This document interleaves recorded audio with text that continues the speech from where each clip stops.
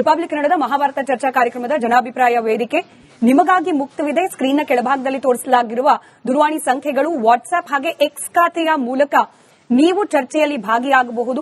ವಿಶೇಷವಾಗಿ ಇವತ್ತು ಗೃಹ ಸಚಿವರಾದ ಪ್ರಿಯಾಂಕ್ ಖರ್ಗೆ ಅವರು ಇವತ್ತು ಮಾತ್ರ ಅಲ್ಲ, ಈ ಹಿಂದೆ ಕೂಡ ಅನೇಕ ಬಾರಿ ಹೇಳಿದ್ದಾರೆ, ಇಷ್ಟೆಲ್ಲ ಅವ್ಯವಹಾರ ಆಗ್ತಾ ಇದೆ, ಕಾನೂನು ಬಾಹಿರ ಚಟುವಟಿಕೆಗಳಾಗ್ತಿದೆ ಅಂತಂದ್ರೆ ಕೆಪಿಎಸ್ಸಿ ಮೇಲೆ ವಿಶ್ವಾಸ ಕಳ್ಕೊಂಡಿರೋದೇ ನಿಜವಾದ್ರೆ ಕೆಪಿಎಸ್ಸಿ ಯಾಕೆ ಡಿಸಾಲ್ವ್ ಮಾಡ್ಬಿಡೋಣ, ಕಾನೂನಾತ್ಮಕವಾಗಿ ಕ್ರಮ ಕೈಗೊಳ್ಳಬೇಕು ಅನ್ನೋಂಗಿದ್ರೆ ಅದನ್ನ ಕೈಗೊಂಡ್ ಬಿಡೋಣ ಅಂತ ಹೇಳಿದ್ದಾರೆ. ಇದ್ರ ಬಗ್ಗೆ ನಿಮ್ಮ ಅಭಿಪ್ರಾಯ ಏನು? ಕೆಪಿಎಸ್ಸಿಯಲ್ಲಿ ನಿಜವಾಗ್ಲೂ ರಿಫಾರ್ಮ್ಸ್ ತಂದು ಸುಧಾರಣೆ ಮಾಡಬಹುದಾ? ಆ ಹಂತದಲ್ಲಿ ಇನ್ನೂ ಉಳಿದಿದೆಯಾ ಕೆಪಿಎಸ್ಸಿ, ಅಥವಾ ನಿಜಕ್ಕೂ ಕೂಡ ಇದನ್ನ ವಿಸರ್ಜನೆನೇ ಮಾಡ್ಬಿಡ್ಬೇಕಾ? ಈ ಬಗ್ಗೆ ನಿಮ್ಮ ಅಭಿಪ್ರಾಯಗಳನ್ನ ನಮ್ಮ ಜೊತೆಯಲ್ಲಿ ಹಂಚಿಕೊಳ್ಳಿ ಅಂತ ಹೇಳಿ ನಾನು ಆಗ್ರಹಿಸ್ತಾ ಚರ್ಚೆ ಪ್ರಾರಂಭ ಮಾಡ್ತಾ ಇದ್ದೀನಿ. ಚರ್ಚೆಯಲ್ಲಿ ಕಾಂಗ್ರೆಸ್ ವಕ್ತಾರರಾದ ನಟರಾಜ್ ಗೌಡ್ರಿದ್ದಾರೆ, ಬಿಜೆಪಿ ವಕ್ತಾರರಾದ ಅಶೋಕ್ ಗೌಡ್ರಿದ್ದಾರೆ, ಆಮ್ ಆದ್ಮಿ ಪಕ್ಷದ ವಕ್ತಾರರಾದ ಉಷಾ ಮೋಹನ್ ಅವರಿದ್ದಾರೆ. ಹಾಗೆ ಬಹಳ ಮುಖ್ಯವಾಗಿ ಪರೀಕ್ಷಾರ್ಥಿಗಳು, ಅಭ್ಯರ್ಥಿಗಳು, ವಿದ್ಯಾರ್ಥಿಗಳ ಪ್ರತಿನಿಧಿಗಳಾಗಿ ನಮ್ಮ ಜೊತೆಯಲ್ಲಿ ಕಾಂತಕುಮಾರ್ ಅವರಿದ್ದಾರೆ. ಹಾಗೆ ಎಐಡಿವೈಒ ಕಾರ್ಯದರ್ಶಿಯಾದ ಕಲಾವತಿ ಅವರಿದ್ದಾರೆ. ನಮಸ್ಕಾರ, ಎಲ್ಲರಿಗೂ ಕಾರ್ಯಕ್ರಮಕ್ಕೆ ಸ್ವಾಗತ. ಕಾಂತಕುಮಾರ್ ಅವರೇ, ಬಹುಶಃ ಇದು ನಿಮಗೆ ಹೊಸ ವಿಚಾರ ಏನಲ್ಲ. ಅಂದ್ರೆ ಕೆಪಿಎಸ್ಸಿಯ ಅಧ್ಯಕ್ಷರೊಬ್ಬರ ಸುತ್ತ ಇಂಥ ಅನೇಕ ಆರೋಪಗಳು ನೀವು ಹಿಂದೆನೂ ಮಾಡಿದ್ರಿ, ನಿಮ್ ಕಿವಿಗೆ ಅಥವಾ ನಿಮ್ ಗಮನಕ್ಕೂ ಕೂಡ ಬರ್ತಲೇ ಇತ್ತು. ಆದ್ರೆ ಕ್ರಮ ಸ್ವಲ್ಪ ಲೇಟ್ ಆಗ್ತಿದೆಯಾ ಅನ್ನೋ ಅನುಮಾನ ಚರ್ಚೆ ಅಭ್ಯರ್ಥಿಗಳ ಗುಂಪಲ್ಲೂ ಕೂಡ ನಾನು ಕೇಳೋಕ್ ಸಿಕ್ತು. ಮೇಡಮ್, ಇದು ಕರ್ಮ ಅನ್ನೋದಿದೆಯಲ್ಲ, ಅದು ಮಾತ್ರ ಬಿಡಲ್ಲ. ಯಾಕೆಂದ್ರೆ ನೀವು ಬಿಡಬಹುದು, ಕರ್ಮ ಅನ್ನೋದು ಬಿಡಲ್ಲ. ಯಾಕೆಂತಂದ್ರೆ 3 ವರ್ಷ ಮುಂಚೆನೆ ನಾನು ಕೆಪಿಎಸ್ಸಿ ಮುಂದೆ ನಾನು ಲೆಟರ್ ಹಾಕಿ ಮಡಕೆ ಎಲ್ಲ ಇಟ್ಟು ಪ್ರೊಟೆಸ್ಟ್ ಮಾಡಿ ನನ್ನ ಮೇಲೆ 353 ಎಫ್ಐಆರ್ ಹಾಕಿಸಿ ಜೈಲಿಗೆ ಕಳಿಸಿರೋಂಥ ವ್ಯಕ್ತಿ ಇವತ್ತು ಅಮಾನತಾಗಿರೋಂಥದ್ದು. ಬರೀ ಅಮಾನತಲ್ಲ ಮೇಡಮ್, ಇದು ಇವರಿಗೆ ಏನ್ ಮಾಡ್ಬೇಕಂತಂದ್ರೆ ಡೈರೆಕ್ಟ್ ರಿಸೈನ್ ಮಾಡಿ ಇವರಿಗೆ ಶಿಕ್ಷೆ ಆಗ್ಬೇಕು. ಏನಂದ್ರೆ ಗಲ್ಲು ಶಿಕ್ಷೆ ಆಗ್ಬೇಕು. ಪಬ್ಲಿಕ್ ಅಲ್ಲಿ ಹ್ಯಾಂಗ್ ಮಾಡ್ಬೇಕಿಂತ ವ್ಯಕ್ತಿಗಳನ್ನೇ ಇವ್ರನ್ನ. ಇದು ಒಂಥರ ಹೀನಿಯಸ್ ಅಫೆನ್ಸ್ ಮ್ಯಾಮ್. ಇದು ಸ್ಟೂಡೆಂಟ್ಸ್ ಎಷ್ಟು ಲಕ್ಷಾಂತರ ವಿದ್ಯಾರ್ಥಿಗಳು ನಂಬ್ಕೊಂಡು ಒಂದೊಂದು ಜಾಬ್ಗೆ ಹಗಲು ರಾತ್ರಿ ಕಷ್ಟಪಟ್ಟು ಓದ್ತಾ ಇರ್ತಾರೆ. ಇವರು ರಾತ್ರಿ ಇವರು ಇರೋದು 50 ಪೋಸ್ಟ್. ಇಬ್ರು ಮಕ್ಳು ಹೆಂಗ್ ಪಾಸ್ ಆಗ್ತಾರೆ ಮ್ಯಾಮ್? 2 ಮಕ್ಳು ಇಡೀ ಕರ್ನಾಟಕದಲ್ಲಿ ಯಾರು ಓದ್ದೇ ಇದ್ದಂತಾರೋ ಇವ್ರ ಮಕ್ಳು ಅಷ್ಟು ಚೆನ್ನಾಗಿ ಓದಿರ್ತಾರ?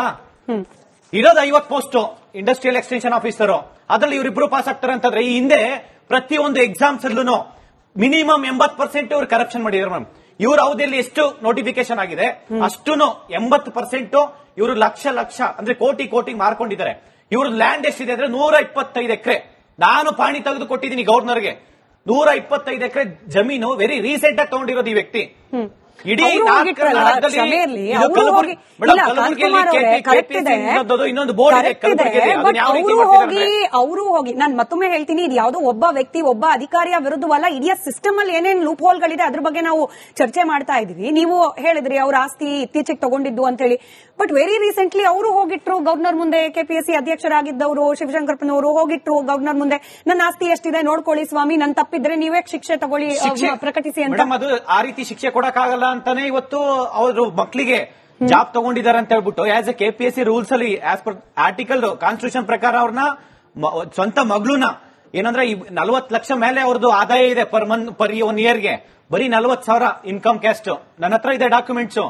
40,000 ಇನ್ಕಮ್ ಸರ್ಟಿಫಿಕೇಟ್ ಕೊಟ್ಬಿಟ್ಟು ಇಬ್ರು ಮಕ್ಕಳು, ಒಬ್ರು ಒಂದು ಹುಡುಗಿ ಹಾಕಿದೆ ಜನರಲ್ ಅಲ್ಲಿ ಅಪ್ಲಿಕೇಶನ್ ಹಾಕಿದ್ರೆ, ಇನ್ನೊಂದು ಹುಡುಗಿ 3B ಅಂತ ಅಪ್ಲಿಕೇಶನ್ ಹಾಕಿದ್ದಾರೆ. ಹೆಂಗ್ ಸಾಧ್ಯ ಇದು? ಒಂದು ಹುಡುಗಿಗೆ ತಹಸೀಲ್ದಾರ್ ಹೆಂಗ್ ಕೊಡ್ತಾರೆ ಇವರು? ಹೆಂಗ್ ಆದಾಯ ಇನ್ಕಮ್ ಕ್ಯಾಸ್ಟ್ 3B ಅಂತ 40,000 ಇನ್ಕಮ್ ಕ್ಯಾಸ್ಟ್ ಕೊಡ್ತಾರೆ. ಇನ್ನೊಂದು ಹುಡುಗಿ ಜನರಲ್ ಮೆರಿಟ್ ಅಲ್ಲಿ ಸೆಲೆಕ್ಟ್ ಆಗ್ತಾರೆ. ಇದು ಹೆಂಗ್ ಸಾಧ್ಯ ಅಂತ ಮೇಡಮ್? ಇವರು ಇಡೀ ಕರ್ನಾಟಕದಲ್ಲಿ ಯಾರು ಓದ್ತಾ ಇದ್ದಾರೆ ಇವ್ರ ಮಕ್ಳು ಓದ್ತಾರ? ಲಕ್ಷಾಂತರ ಜನ ಅಪ್ಲಿಕೇಶನ್ ಹಾಕ್ಬಿಟ್ಟು ಎಕ್ಸಾಮ್ ಬರೀತಾರೆ. ಇವ್ರು ಇನ್ನು 24-25 ವರ್ಷ ಮೊನ್ನೆ ಡಿಗ್ರಿ ಮುಗಿಸ್ಕೊಂಡು ಇಮಿಡಿಯೇಟ್ ಎಲ್ಲ ಫಸ್ಟ್ ನೋಟಿಫಿಕೇಶನ್ ಅಲ್ಲೇ ಇವ್ರು ಸೆಲೆಕ್ಟ್ ಆಗ್ತಾರೆ ಅಂತಂದ್ರೆ ಇದ್ರಲ್ಲಿ ಯಾವ ರೀತಿ ಕರಪ್ಷನ್ ಇರ್ಬೇಕಂತ ಹೇಳ್ಬಿಟ್ಟು. ಬುದ್ಧಿವಂತರಾಗಿರಬಾರ್ದ ಅಧಿಕಾರಿಗಳು, ಮಕ್ಕಳು ದಡ್ರೆ ಕರ್ನಾಟಕದಲ್ಲಿ ಯಾರು ಬುದ್ಧಿವಂತರಿಲ್ದೇ ಇದ್ದವರು ಇವ್ರ ಮಕ್ಳಿದ್ದಾರೆ ಇಷ್ಟು ವರ್ಷ ಇಲ್ದವರು. ಸರಿ, ಕರೆಕ್ಟ್. ಬಟ್ ಈ ಆರೋಪಗಳು ಮೇಡಮ್ ಇದು ಇವರು 1-2 ಅಲ್ಲ, ಪ್ರತಿಯೊಂದು ನೋಟಿಫಿಕೇಶನ್ ಅಲ್ಲೂ ಕರಪ್ಷನ್. ಇವರು ಭ್ರಷ್ಟಾಚಾರ. ಕ್ವಶನ್ ಪೇಪರ್ ಕೊಡ್ತಾರೆ, ಇಲ್ಲಾಂದ್ರೆ ಡೈರೆಕ್ಟ್ ಲಿಸ್ಟ್ ಅಲ್ಲಿ ಸೇರಿಸಿ ದುಡ್ಡು ತಗೊಂಡಿರೋದು ಇದಾವೆ. ಇವತ್ತು ಎಷ್ಟೋ ಜನ 1 ವರ್ಷಕ್ಕೆ ಯಾವ್ದು ಪ್ರೋಸೆಸ್ ಇವ್ರು ಕಂಪ್ಲೀಟ್ ಮಾಡಲ್ಲ. ಮಿನಿಮಮ್ 5-5 ವರ್ಷ 10 ವರ್ಷ ತಗೊಂತಾರೆ. ಅಡಿಷನಲ್ ಲಿಸ್ಟ್ ಬಿಡೋದಕ್ಕೆ 3 ವರ್ಷ 4 ವರ್ಷ ತಗೊಂತಾರೆ. ಸರಿ, ಒಂದು ನೋಟಿಫಿಕೇಶನ್ ಕೆಪಿಎಸ್ಸಿ ಕೊಡಬಾರ್ದು ಅಂತಾನೆ ಸರ್ಕಾರದ ವಿರುದ್ಧ ಹೋರಾಟ ಮಾಡಿ ಇವತ್ತು ಪ್ರತಿಯೊಂದು ನೋಟಿಫಿಕೇಶನ್ ಕೈಗೆ ಕೊಡಿಸ್ತಾ ಇದೀವಿ. ಸರಿ, ಕಲಾವತಿ ಮೇಡಮ್, ಈ ಆರೋಪ ಕೇವಲ ಅವರ ಪುತ್ರಿಯರಿಗೆ ಸ್ವಜನ ಪಕ್ಷಪಾತ ಮಾಡಿದ್ರು ಅನ್ನೋ ಮಟ್ಟಿಗೆ ಮಾತ್ರ ಉಳಿದಿಲ್ಲ ಅಂತ ನಾವು ಅಬ್ಸರ್ವ್ ಮಾಡ್ತಾ ಹೋದ್ರೆ ಒಂದೊಂದು ಪರೀಕ್ಷೆಯಲ್ಲೂ ಕೂಡ ಒಂದೊಂದು ವೆರೈಟಿ ಆಫ್ ಏನ್ ಹೇಳ್ಬೋದು ಅನ್ಯಾಯ ಅನ್ನೋ ರೀತಿಯಲ್ಲಿ ವಿದ್ಯಾರ್ಥಿಗಳಿಗಾಗೋ ರೀತಿಯಲ್ಲಿ ಮಧ್ಯರಾತ್ರಿ ಹಾಲ್ ಟಿಕೆಟ್ ಕೊಡೋದ್ರಿಂದ ಹಿಡಿದು ಬಿಟ್ಟು ಕ್ವಶನ್ ಪೇಪರು ಟೈಮ್ಗಿಂತ ಮುಂಚೆನೆ ಸೀಲ್ ಓಪನ್ ಆಗೋದು, ಅವಧಿ ಮುಗ್ದು 2 ಗಂಟೆ ಆದ್ರೂ ಗಾಡಿ ಪಂಚರ್ ಆಗಿದೆ ಅನ್ನೋ ಕಾರಣಕ್ಕೆ ಪರೀಕ್ಷಾ ಕೇಂದ್ರದಲ್ಲೇನೆ ಉಳಿಸ್ಕೊಳ್ಳೋದು, ಕನ್ನಡದ ಕಗ್ಗೊಲೆ ಯಾವ ರೀತಿ ಆಗಿತ್ತು ಅಂತಂದ್ರೆ ಅದು ರಾಷ್ಟ್ರೀಯ ಮಟ್ಟದಲ್ಲಿ ಚರ್ಚೆ ಆಗೋಯ್ತು, ಕೋರ್ಟಿಗೆ ಹೋಗೋ ಹಂತಕ್ಕೆ ಹೋಗೋಯ್ತು. ಅಂದ್ರೆ ಕೆಪಿಎಸ್ಸಿಯಲ್ಲಿ ಕರೆಕ್ಟ್ ನಿಮ್ಮ ಆಕ್ರೋಶ ನನ್ಗೆ ಅರ್ಥ ಆಗುತ್ತೆ. ವಾಸ್ತವಾಂಶಗಳೇನಿದೆ ಅದು ಜನರಿಗೆ ತಲುಪಲಿ ಅನ್ನೋ ಕಾರಣಕ್ಕೆ. ಅಂದ್ರೆ ಇದು ಮೊದಲ ಬಾರಿ ಎಲ್ಲ ತಪ್ಪಾಗ್ತಾ ಇರೋದು ಕೆಪಿಎಸ್ಸಿಯಿಂದ ಅಥವಾ ಅಲ್ಲಿರೋ ಅಧಿಕಾರಿಗಳಿಂದ ಅಂತ ಗೊತ್ತಾದ ಮೇಲೂ ಕೂಡ ಆಕ್ಷನ್ ಮೋಡಿಗೆ ಬರ್ಲಿಕ್ಕೆ ಇಷ್ಟು ದಿನ ಯಾಕಾಯ್ತು ಅನ್ನೋದು ಒಬ್ಬಳ ಸಾಮಾನ್ಯಳಾಗಿ ನಾನು ಈ ಪ್ರಶ್ನೆ ಕೇಳ್ತಾ ಇದ್ದೀನಿ. ಮೇಡಮ್, ನೀವು ಹೇಳದಂಗೆ ಈ ಕೆಪಿಎಸ್ಸಿ ಪ್ರಾರಂಭ ಆಗಿದ್ದಾಗಿಂದನೂ ನಾವು ಹಲವಾರು ಹಗರಣಗಳನ್ನ ನೋಡಿದೀವಿ. ಹಿಂದೆ ನಾವು 2011ರಲ್ಲಿ ತಾಲಿಬಾಗಿ ಹಗರಣ ಅಂತ ಹೇಳಿ ಅದು ಒಂಥರ ಜಗತ್ ಪ್ರಸಿದ್ಧ ಆಗಿದ್ದನ್ನ ನೋಡಿದೀವಿ. ಈ ಕೆಪಿಎಸ್ಸಿ ಅನ್ನೋದು ಒಂದು ದೊಡ್ಡ ಕರ್ಮಕಾಂಡ. ಸೊ ಇಲ್ಲಿ ಅಧಿಕಾರಿಗಳು, ಸದಸ್ಯರು, ಅಧ್ಯಕ್ಷರನ್ನ ನೇಮಕ ಮಾಡೋದ್ರಿಂದನೇ ಅದು ಭ್ರಷ್ಟಾಚಾರದಿಂದನೇ ಪ್ರಾರಂಭ ಆಗುತ್ತೆ. ಆ ಸದಸ್ಯರನ್ನ ನೇಮಕ ಮಾಡೋದು ಎಲ್ಲದ್ರಿಂದ. ಸೊ ಇವರಿಂದ ನಾವುಗಳು ಒಂದು ಪ್ರಾಮಾಣಿಕವಾಗಿ, ಸ್ವಜನ ಪಕ್ಷಪಾತವಾಗಿ ಇವರು ಪರೀಕ್ಷೆಗಳನ್ನು ಕಂಡಕ್ಟ್ ಮಾಡ್ತಾರೆ ಅನ್ನೋದನ್ನ ನಾವು ಎಕ್ಸ್ಪೆಕ್ಟ್ ಮಾಡೋದಿಕ್ ಆಗಲ್ಲ. ಇನ್ನೊಂದ್ ಕಡೆ ನೋಡೋದಾದ್ರೆ, ಒಂದ್ ಕಡೆ ಇವತ್ತು ಲಕ್ಷಾಂತರ ಜನ ಬಡ ವಿದ್ಯಾರ್ಥಿಗಳು ಅವರ ಭವಿಷ್ಯನ ಪಣಕ್ಕಿಟ್ಟು ಇವತ್ತು ಎಕ್ಸಾಮ್ಸ್ ಗಳಿಗೆ ಪ್ರಿಪೇರ್ ಮಾಡ್ತಾ ಇದ್ದಾರೆ. ಅಂತ ಮಕ್ಕಳ ಜೊತೆಗೆ ಇವರು ನಮ್ಮಂತ ಉದ್ಯೋಗಾಕಾಂಕ್ಷಿಗಳ ಬದುಕಲ್ಲಿ ಇವರು ಚೆಲ್ಲಾಟ ಆಡ್ತಾ ಇದ್ದಾರೆ. ಇವತ್ತು ಅವರ ಮಕ್ಕಳನ್ನ ಏನು ಎಕ್ಸಾಮ್ಸ್ ಅಲ್ಲಿ ಪಾಸ್ ಮಾಡೋದಿಕ್ಕೆ ಇವತ್ತು ಲಕ್ಷಾಂತರ ಜನ ವಿದ್ಯಾರ್ಥಿಗಳ ಅವರ ಜೀವನದ ಹಿತಾಸಕ್ತಿನ ಇವರು ಕಡೆಗಣಿಸಿದ್ದಾರೆ. ಇನ್ನೊಂದು ಇವತ್ತು ಏನು ಗವರ್ನರ್ ಏನು ಕ್ರಮನ ತಗೊಂಡಿದ್ದಾರೆ, ಇದು ಕೂಡ ಅಷ್ಟು ಈಸಿಯಾಗಿ ಆಗಿಲ್ಲ ಮೇಡಮ್. ಲಕ್ಷಾಂತರ ಜನ ವಿದ್ಯಾರ್ಥಿಗಳು ನಮ್ಮ AIDYY ಯೂತ್ ಆರ್ಗನೈಸೇಷನ್ ಇಂದ ಎಲ್ಲಾ ಕಡೆ ಹೋರಾಟಗಳನ್ನ ಬೆಳೆಸಿದೀವಿ, ಕ್ರಮನ ತಗೋಬೇಕು ಅಂತ. ಈ ಕ್ರಮ ಅಗತ್ಯ, ಆದ್ರೆ ಇದು ಇಲ್ಲಿಗೆ ನಿಲ್ಲಬಾರದು. ಇವತ್ತು ಯಾರ್ಯಾರು ಈ ಪ್ರಕರಣದಲ್ಲಿ ಒಳಗಾಗಿದ್ದಾರೆ ಅವ್ರಿಗೆಲ್ಲರಿಗೂ ಕೂಡ ನಿದರ್ಶನೀಯವಾಗಿ ಶಿಕ್ಷೆ ಕೊಡಬೇಕು.